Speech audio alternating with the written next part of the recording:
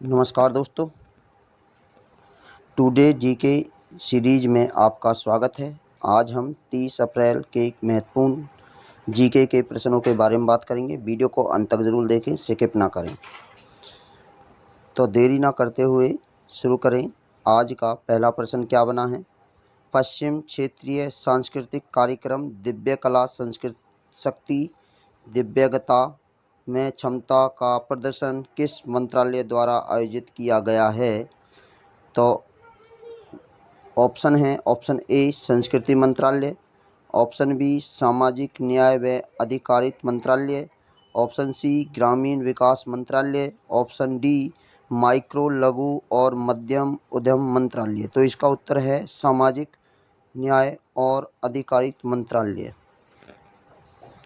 27 अप्रैल 2022 को पहली बार पश्चिमी क्षेत्रीय सांस्कृतिक कार्यक्रम दिव्य कला शक्ति दिव्यांगता में क्षमता का प्रदर्शन मुंबई में आयोजित किया गया है।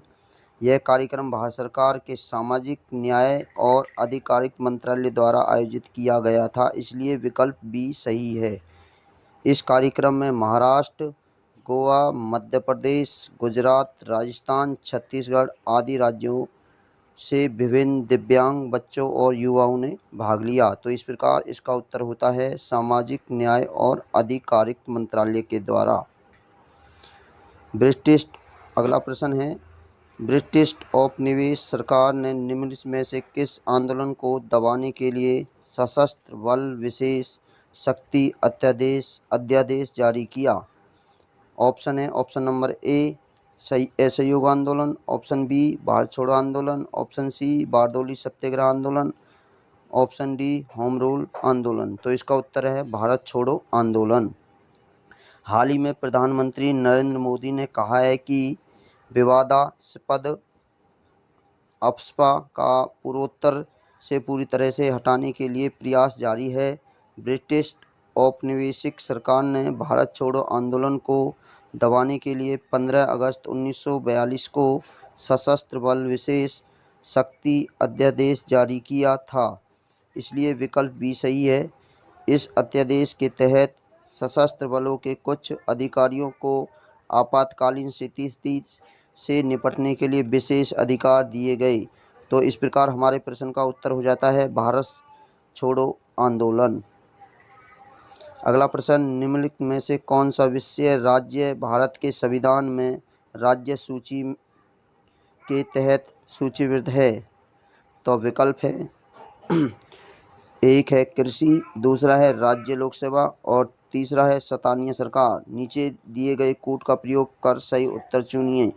तो ऑप्शन नंबर एक केवल 1 और 2, ऑप्शन नंबर 2 केवल 2 और 3, ऑप्शन नंबर 3 केवल 1 और 3, ऑप्शन नंबर 4 डी 1 2 3। तो इसका उत्तर है 1 2 3।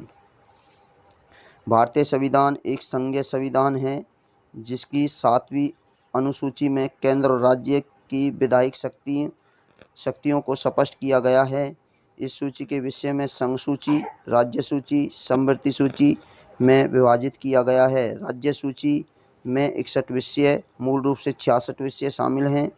ये विषय स्थानीय महत्व के हैं, जैसे स्थानीय सरकार, सार्वजनिक व्यवस्था और पुलिस, कृषि, वन, मत्स्य पालन, शिक्षा, राज्य कर और कर्तव्य, राज्य लोक सेवा आदि, इसलिए कथन डी सही है। सामान्य परिस्थितियों में राज्यों को राज्य सूची में उपलिखित विषयों पर कानून बनाने की विशेष शक्ति प्राप्त है। तो इस प्रकार हमारे प्रश्न का उत्तर होता है ऑप्शन नंबर डी 1 2 और 3। अगला प्रश्न है, निम्नलिखित में से कौन सा देश क्वाड का हिस्सा नहीं है? Option Japan, option number B Bharat, option number C Australia, option number D. तो इसका उत्तर है ऑप्शन नंबर डी।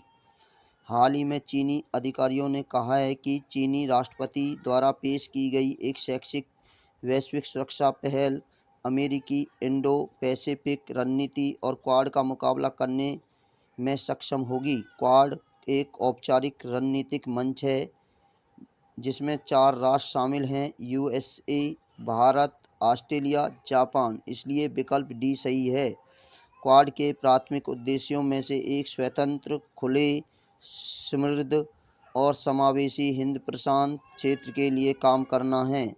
तो इस प्रकार हमारे प्रश्न का उत्तर होगा ऑप्शन नंबर डी, चीन।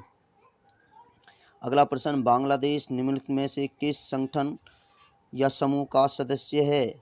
तो एक, सार्क का, गुटनिरपेक्ष आंदोलन का, तीसरा कॉमनवेल्थ ऑफ नेशन का। नीचे दिए गए कूट का प्रयोग कर सही उत्तर चुनिए। ऑप्शन नंबर एक केवल एक, तीन।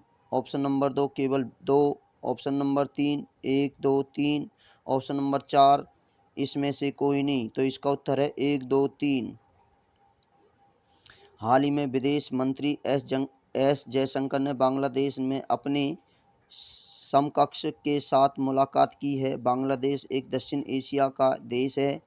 यह सार्क, बिम्स्टेक, गुटनिरपेक्ष आंदोलन NAM और कॉमनवेल्थ ऑफ नेशन का सदस्य है। इसलिए विकल्प सी सही है। बांग्लादेश की सीमा पश्चिम और उत्तर में पश्चिम बंगाल, उत्तर में असम, उत्तर और उत्तर पूर्वी में मेघालय और पूर्व में त्रिपुरा और मिजोरम से लगती है। तो इस प्रकार हमारे प्रश्न का उत्तर हुआ ऑप्शन नंबर सी, एक, दो, तीन। अगला प्रश्न, तिमाही रोजगार सर्वेक्षण किसके द्वारा जारी किया जाता है? तो ऑप्शन है नीति आयोग के द्वारा। ऑप्शन नंबर बी है श्रम और रोजगार मंत्रालय के द्वारा। ऑप्शन नंबर सी है सांख्यिकी कार्यक्रम कार्यान्वयन मंत्रालय के द्वारा। ऑप्शन नंबर डी विश्व आर्थिक मंच के द्वारा। तो इसका उत्तर है श्रम और रोजगार मंत्रालय। हाल ही में श्रम और रोजगार मंत्रालय ने तीसरी तिमाही रोजगार सर्वेक्षण QES रिपोर्ट जारी की है। इसलिए विकल्प बी सही है। यह रिपोर्ट श्रम ब्यूरो ने तैयार की है, जो श्रम और रोजगार मंत्रालय की एक समृद्ध कार्यालय है। तिमाही रोजगार सर्वेक्षण QES के तहत 9 क्षेत्रों में 10 या अधिक श्रमिकों को रोजगार देने वाले प्रतिनिधियों से रोजगार के आंकड़े लिए जाते हैं। यह रिपोर्ट अखिल भारतीय तिमाही सर्वेक्षण पर आधारित रोजगार सर्वेक्षण का हिस्सा है। तो इस प्रकार हमारे प्रश्न का उत्तर हुआ श्रम और रोजगार मंत्रालय।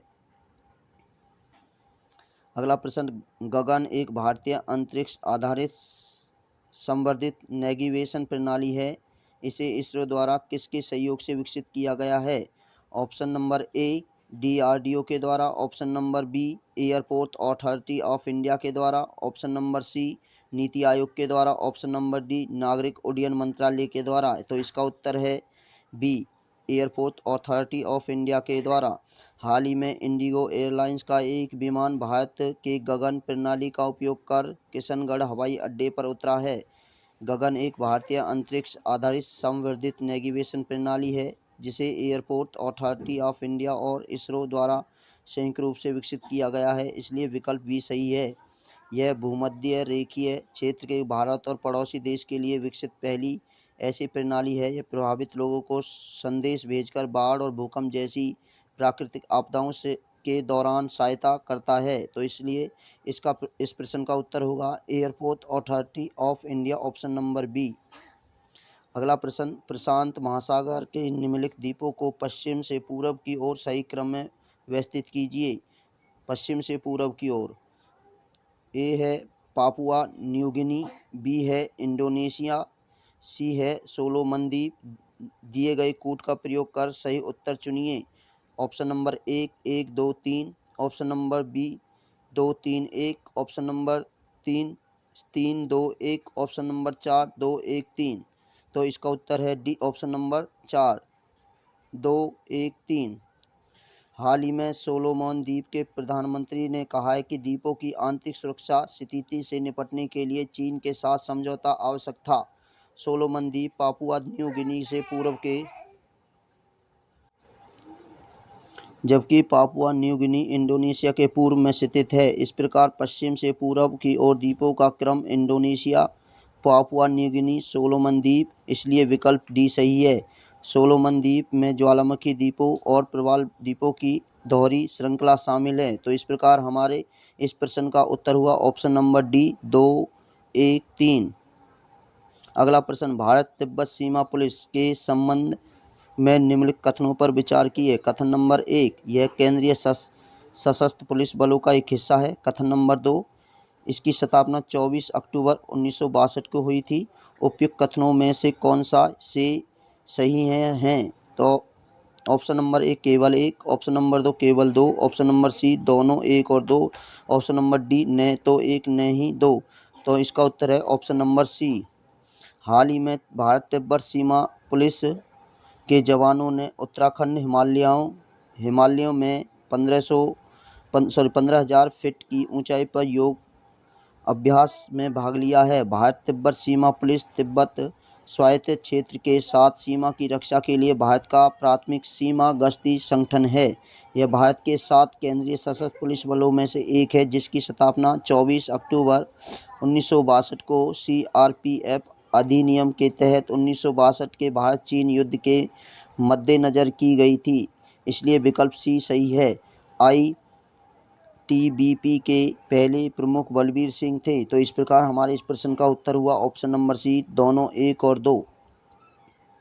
अगला प्रश्न, नारकोटिक ड्रग्स और साइकोट्रोपिक पदार्थ पर भारतीय नीति भारतीय संविधान के किस अनुच्छेद पर आधारित है? ऑप्शन नंबर 1 अनुच्छेद 21, ऑप्शन नंबर बी अनुच्छेद 40, ऑप्शन नंबर सी अनुच्छेद 44, ऑप्शन नंबर डी अनुच्छेद 47।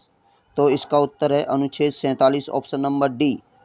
हाल ही में NCB ने दिल्ली के शाहीन बाग में बड़ी मात्रा में ड्रग्स जब्त किया है। नारकोटिक ड्रग्स और साइकोट्रोपिक पदार्थ पर राष्ट्रीय नीति भारतीय संविधान के अनुच्छेद 47 पर आधारित है। इसलिए विकल्प डी सही है। यह राज्य को स्वास्थ्य के लिए हानिकारक नशीले पदार्थ और के औषधीय प्रयोजनों को छोड़कर उनके उपभोग पर प्रतिबंध लगाने का प्रयास करने का निर्देश देता है। नारकोटिक ड्रग्स और साइकोट्रोपिक पदार्थ अधिनियम 14 नवंबर 1985 से प्रभावी हुआ है। इस एक्ट में एक केंद्रीय प्राधिकरण के गठन के साथ प्रावधान किया गया है। तो इस प्रकार हमारे इस प्रश्न का उत्तर होता है ऑप्शन नंबर डी अनुच्छेद 47। अगला प्रश्न, जलवायु परिवर्तन पर संयुक्त राष्ट्र फ्रेमवर्क कन्वेंशन की विशेषताओं पर विचार कीजिए। तो एक, इसमें देश के लिए घरेलू CGG उत्सर्जन के बारे में डेटा जुटाने और साझा करने के लिए एक प्रक्रिया की स्थापना। 2, इसने पार्टियों के एक सम्मेलन की स्थापना। 3, यह सामान्य लेकिन विभेदित जिम्मेदारी की अवधारणा का समर्थन करता है। नीचे दिए गए विकल्पों में सही चुनिए। ऑप्शन नंबर ए केवल 2 1 और 2, ऑप्शन नंबर 2 केवल 2 और 3, ऑप्शन नंबर 3 केवल 1 और 3, ऑप्शन नंबर 4 1 2 3। तो इसका उत्तर है ऑप्शन नंबर डी 1 2 3। जलवायु परिवर्तन पर संयुक्त राष्ट्र फ्रेमवर्क कन्वेंशन UNFCCC पर 1992 में संयुक्त राष्ट्र पर्यावरण विकास सम्मेलन में हस्ताक्षर किए थे। यह एक मूलभूत जलवायु समझौता है जो 21 मार्च 1994 को लागू हुआ था। UNFCCC जलवायु के संदर्भ में सामान्य लेकिन विभेदित जिम्मेदारी की अवधारणा का समर्थन करता है। इस समझौते ने देश के लिए घरेलू GHG उत्सर्जन के बारे में डेटा जुटाने और साझा करने के लिए एक प्रक्रिया की स्थापना की। इसमें पार्टियों का एक सम्मेलन, एक सचिवालय और सहायक निकायों की स्थापना की। तो इसलिए विकल्प डी सही हो जाता है। तो इस प्रश्न का उत्तर होगा 1 2 3 विकल्प डी। यदि ये वीडियो आपको अच्छी लगी हो तो वीडियो को लाइक करें। ज़्यादा से ज़्यादा सभी सोशल नेटवर्क जैसे कि व्हाट्सएप, ट्विटर, टेलीग्राम, इंस्टाग्राम सभी पर फॉलो करें। आपको वीडियो कैसी लगी कमेंट बॉक्स में हमें बताएं। हमारे कामयाबी तक यूट्यूब चैनल पर आप नए हैं तो जल्दी से सब्सक्राइब करें, बेल आइकन को ज़रूर दबा दें यदि आपने सब्सक्राइब नहीं किया है तो।